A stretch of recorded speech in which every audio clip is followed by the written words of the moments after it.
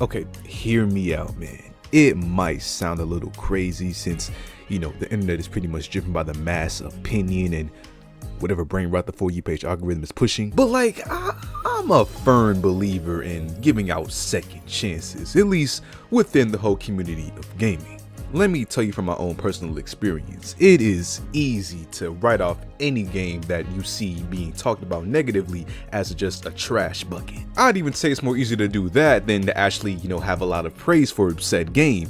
And to be real with you, the majority of the time, the hate can be justified for a lot of these newer games. If you didn't get a chance to play the day before it got delisted on Steam, not only did you save your financial pockets the trouble, but you also got to save your overall innocence because that game was a textbook sin. So going with the majority opinion is always just an easy safety net to avoid being, that guy in front of your people or on the Twitter timeline posting for people that's going to hate on you regardless. But you see, me, I'm hard-headed as hell. Something that I've learned while hosting these weekly YouTube Yap sessions is to get my own experience in gaming before I do something as bold as talking down on a game or debunking why there's so many adult games on Steam, because I definitely did that for content, and I try to stick to these morals even if said game had an overall decrease in public perception from its series' previous titles, like currently with Payday 3.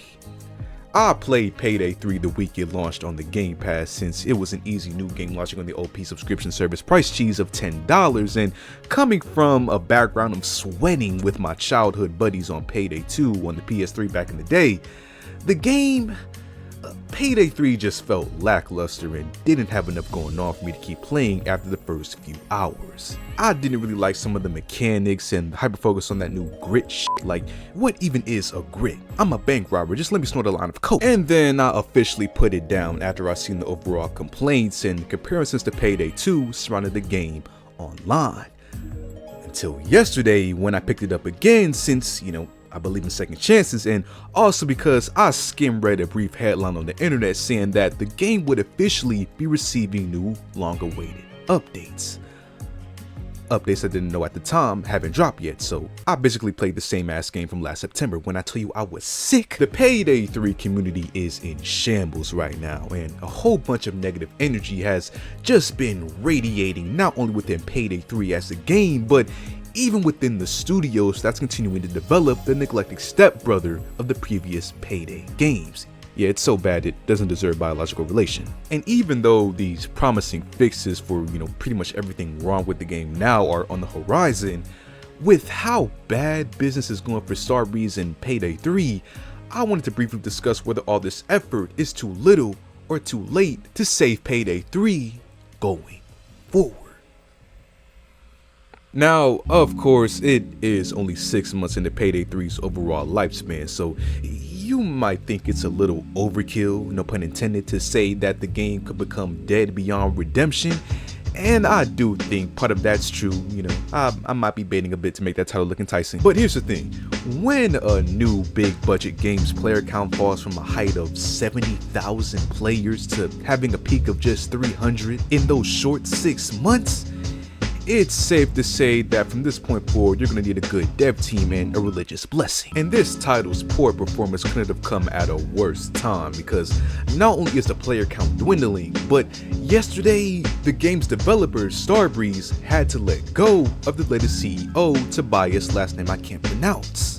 And in Starbreeze's official statements, they claimed that the execution of strategy needed different leadership, so they had to let him go. AKA the nice way of saying my boy didn't do that well at his job. And whether this is an overall good or bad thing for the long run of the game has yet to be seen. Obviously, under Tobias' leadership, the series reached an all-time low with Payday 3, but who's to say it couldn't get worse from this point forward. But in some more lightning news, I gotta bring up the newly announced update roadmap that I mentioned before, because based on these new promises that Starbreeze have given the players, it seems that the game could actually do a whole 180 by fixing basic shit that could have already been in the game, like them promising to remove challenge-based progression or having a player heist again with the same people feature, a whole bunch of things that players were begging for at the game's launch, which is cool to finally see them taking action on. But you gotta keep in mind, not only has significant damage been done to the game's overall reputation of being known as a feces fragment, but people have even gone back to playing Payday 2 and, sticking with it. As of the time that I'm recording this video, there's currently over 20,000 people playing Payday 2 right now in March 2024. A decade-year-old game is pulling these big numbers when the sequel title that was just released 6 months ago is struggling to get over 1,000. That should tell you something. Not only does Payday 2 have everything that people wanted out of Payday 3, but it's also stacked with years worth of content and polished heists that people actually enjoy.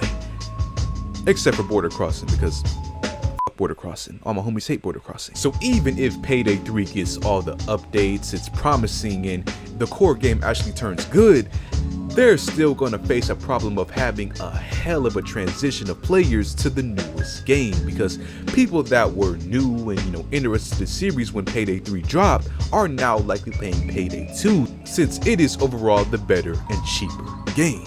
So to bring players from all that cornucopia of good content to a game that currently has the main game and one DLC, that core game's gonna have to be hella fun.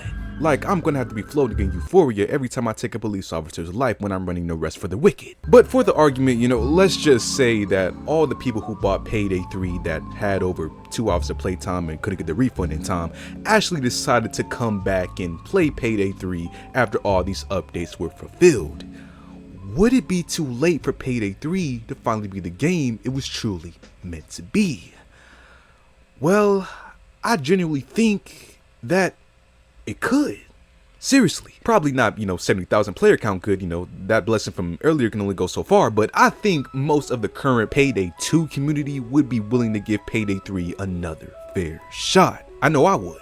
You see, behind all that rubble of nonsense and bad game design lies a core game that has the potential to be the classic arcade FPS shooter that we always associated with the Payday franchise. When I played Payday 3, I'd be lying if I said there weren't moments that I still got sucked into the gameplay like the old days, making sure I was assisting my bot-ass online teammates. But given the current structure of the game, it's hard to want to keep playing those long matches, especially when progression is so tedious right now. So if Starbreeze could turn these shortcomings around and make the game feel less of a chore and more of a game like Payday 2, it's only a matter of time before the game gets revived into a maintainable state.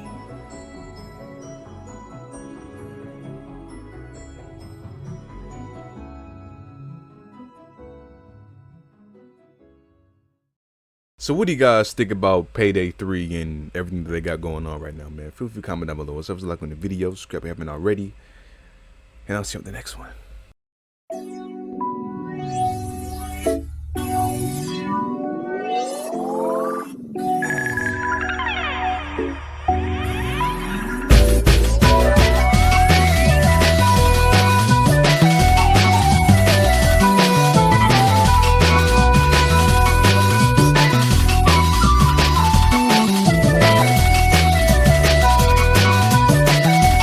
Bunch of things that players were begging for at the beginning.